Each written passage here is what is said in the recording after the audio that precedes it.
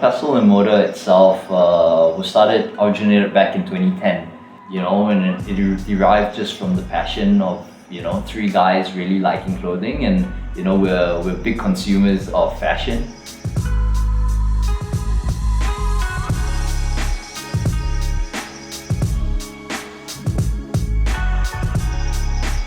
At that point of time as well, here in Malaysia, in terms of accessibility to a lot of the brands that we loved, whether it be from Europe or whether it be from America, it was actually difficult to find.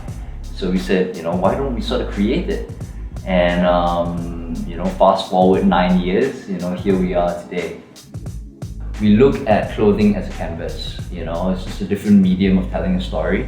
And, when we first started off the early days, we're focusing a lot about the different experiences. So say for example, the mamak culture is a huge thing here in Malaysia and even in some of the other neighboring countries in their different type of forms. We decided to use that orange plate and obviously the Indomie and the telur mata, which is the sunny side up, to sort of capture that. And we had it on like a t-shirt. And yeah, the idea here is that when other people see it, they go like, oh my goodness, that's telur mata, that's like Indomie. Or and especially when you travel, other Malaysians or other people who have experienced that before, it definitely sort of sparks engagement or even conversation. And that's what we want, we want to be able to sort of champion that.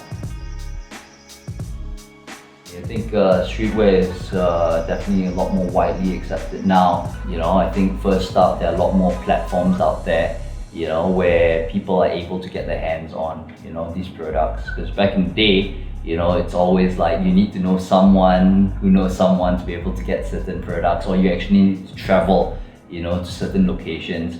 I mean, some people do believe that, that was somewhat the essence of streetwear, no doubt, but I think at the same point in time, being able to share our work with, a wider group of audience, I think, for us, that is the idea, and the day we say we're a storytelling company, the more that we can share our stories, I think the better it is.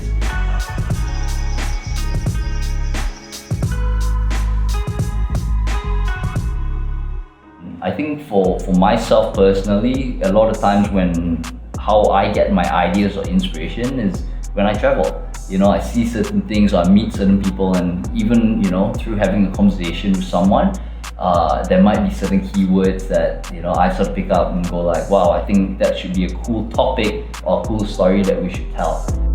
And I like to start the day early, sort of get my morning workout in or go for a run, things like that. Head to work, and it's normally just a whole bunch of meetings, just pretty much brainstorming with the team and bouncing ideas, sort of seeing what they're up to. But I think my role has changed significantly over the past 9 years as well. The earlier years, I was a lot more hands-on, a lot more within that creative realm.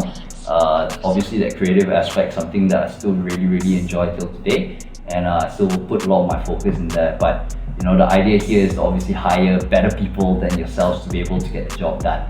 So right now we got like a team of creatives, 4 of them that are actually driving that creative division. And it's a lot of times just sort of going through them and just throwing ideas, saying, how can we improve certain designs or even the direction.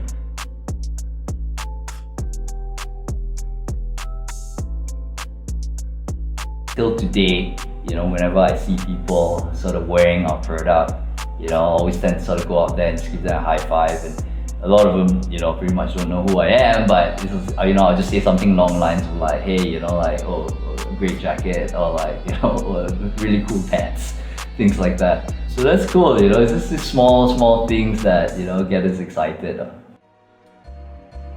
I think the team that we have here, rather than an organization, we always tend to call it more of a family. It's not only, just work, where we sort of interact with each other, but it's also outside of work, whether we're going for drinks, whether we're, playing sport, and just hanging out, Obviously everyone sort of needs that space, and we totally understand that.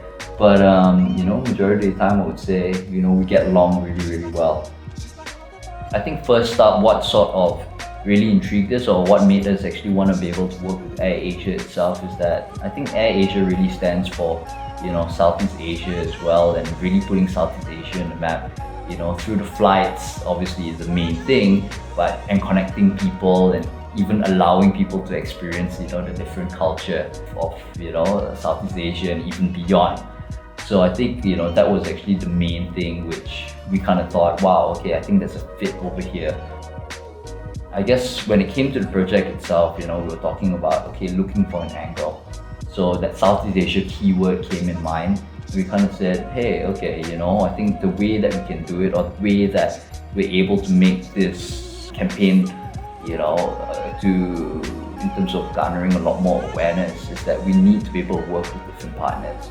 So for this particular campaign, we kind of said, okay, are we able to then reach out, to all these different Southeast Asian artists that we're highlighting.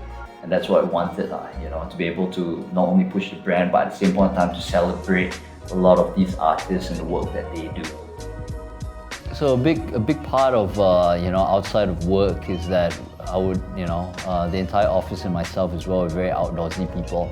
We spend a lot of time whether it be tracking. So when it came to this particular job in terms of the design inspiration, we wanted to be able to capture Southeast Asia through its flora and fauna. And if you actually look at the graphics, it's actually a depiction of all Southeast Asia sort of countries in terms of their national flowers, and they're all sitting in a pestle mortar.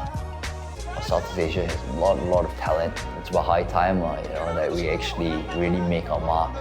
And this is the whole idea. I think the way to sort of do it as well, there needs to not only be us, but several different people really sort of pushing the agenda and really shouting out on top of their lungs. That is what I really truly hope for. Over the next few years, that Southeast Asia will have that identity that we very much deserve.